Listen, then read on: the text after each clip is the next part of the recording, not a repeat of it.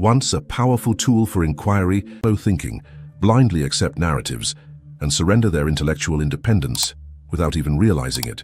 And at the end of this journey, we will uncover the most powerful and urgent truth of all. Imagine waking up one day to discover that most people around you no longer question anything, that the world has become so loud, so fast, and so saturated with information that the human mind, discernment and growth, has dulled into passive acceptance. Think about that. What happens to a society where critical thinking vanishes, where the ability to reason, challenge, some philosophers now call collective stupidity? A phenomenon where masses of people adopt shallow. In this video, we are going to uncover the disturbing truth behind the disappearance of critical thinking and the dangerous rise of what's. The content you're about to experience may challenge your perceptions and even shake the very foundations of how you see the world. Share this with those who dare to think and who still believe that truth is something worth seeking. Let's begin with an uncomfortable truth. Thinking is hard, and in today's world, it's often discouraged. In other words, when people are trained to consume without questioning, to agree without understanding, they become easy to manage and even easier to deceive. The modern environment doesn't reward contemplation. It rewards speed, emotional response, and conformity. And this isn't by accident. From algorithms that feed you only what you want to hear, to educational systems that prioritize memorization over exploration, society is actively conditioning us away from critical thought. The philosopher Noam Chomsky warned us about this decades ago. In his analysis of media and propaganda, he explained how power structures rely on what he called the manufacturing of consent. It slows down online debates. It challenges ideologies. It dares to ask, but is this really true? And in a world obsessed with being right, simply asking that question is seen as dangerous. But how did we get here? The problem runs deep. Critical thinking, once considered a fundamental human skill, is now seen as inconvenient. It gets in the way of outrage culture than they did just a few decades ago. We are bombarded with notifications, messages, breaking news, opinions, ads, and updates every waking moment. Our minds were not built for this kind of input. When the brain is overwhelmed, it shortcuts.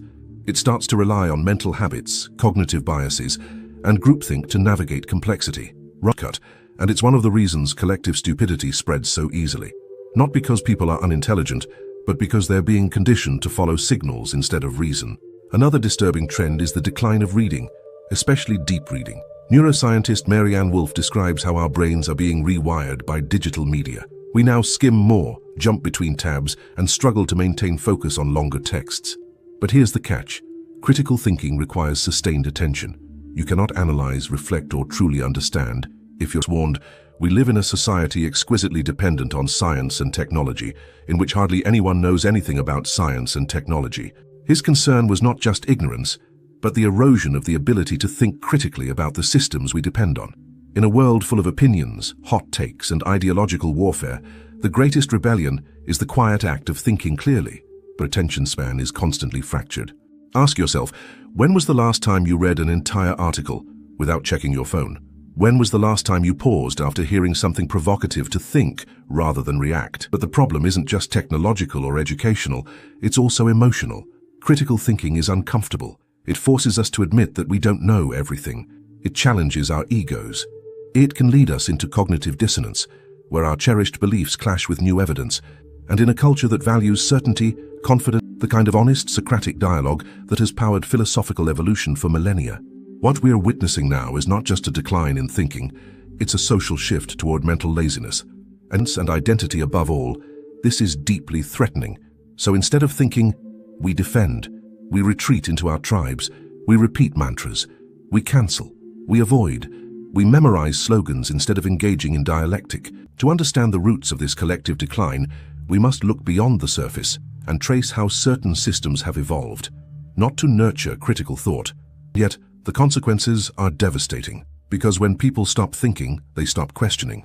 And when people stop questioning, they become vulnerable to manipulation, to propaganda, to fear. And the question we must all ask is this: who benefits when a population no longer thinks for itself? Stay with me, because what comes next will uncover just how deeply these forces are woven into our daily lives, and why reclaiming our capacity to think is not just a personal task, but a moral responsibility. Follow the rules, color inside the lines, and don't ask too many questions, but on their ability to memorize and regurgitate.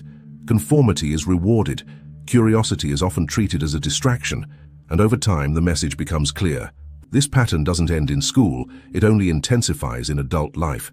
In the workplace, in media, even in our friendships, we learn that speaking out, questioning consensus, or holding unpopular views can cost us. The fear of social exclusion, of being labeled difficult or controversial, is often enough to silence even our most pressing doubts, and so we stay quiet. But silence over time becomes freedom of thought, because true freedom comes with responsibility. And responsibility can be terrifying. Thinking for yourself means you can no longer blame others for your ignorance. You can no longer take comfort in the crowd. You must face the uncertainty of truth, and that, for many, is too great a burden. So instead, we choose comfort. We choose distraction. We choose simplicity over complexity. And in doing so, we become easier to control. Social media has accelerated this problem to unimaginable levels. What was once a space for global connection has become a battlefield of opinion wars, outrage cycles, and algorithmic manipulation. Every platform is designed to keep you scrolling, reacting, consuming, not thinking. You are encouraged to respond instantly, emotionally, and often angrily. The platforms reward engagement, not thinking. You are nudged constantly toward content that confirms your beliefs, not truth. They thrive on division, not understanding. And in the middle of all this noise, the voice of reason is drowned out. Thoughtfulness appears slow, weak, even irrelevant. Why reflect when reacting is faster and earns more likes? Philosopher Marshall McLuhan foresaw this in the 1960s. Socrates, one of the earliest champions of critical thinking, famously claimed, "The only true wisdom is in knowing you know nothing." This was not self-deprecation. It was an invitation to stay curious, to keep asking, and to remain intellectually humble in the face of a vast, mysterious world. And yet today, humility is rare, certainty is worshipped, arrogance is mistaken for wisdom. Everyone has an opinion, but few have, from deep engagement with complexity. And this is precisely why critical thinking understanding. Everyone wants to speak, but few want to listen. The irony is that true thinkers are often quiet, observant, reserved. They know that wisdom grows not from noise, but from silence, from contemplation. Thinkers are often outnumbered and ignored. In a culture that rewards speed and spectacle, the slow process of thinking stands little chance. Consumer of ideas, and become an active seeker of truth. And in that act, however small, you light a fire that has burned through history. In philosophers discover why even the most intelligent people fall into these traps, and how the brain can be tricked into believing what it wants to be true. In scientists, revolutionaries, and truth-tellers who refuse to stop thinking. So the question now is this: will you do the same? Stay with me, because in the next segment, we will dig deeper into the psychology behind collective thinking. You'll decide of what is true. We're not done. In fact, the most important revelation is yet to come. To truly understand the rise of collective stupidity, we need to explore the battlefield within, the mind itself.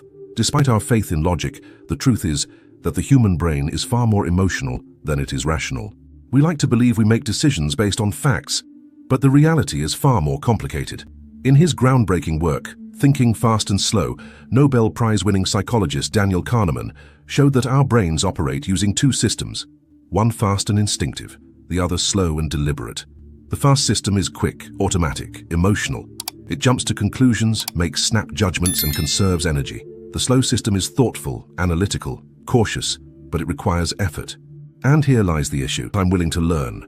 Minds that are no longer seeking to win debates, but to understand reality. If you want to change the world, start by changing the way you think. The rise of collective stupidity is not a cause, it's a symptom. Though symptom of fear, of fatigue, of a world too distracted to look inward. But every act of thinking clearly pushes back against that tide.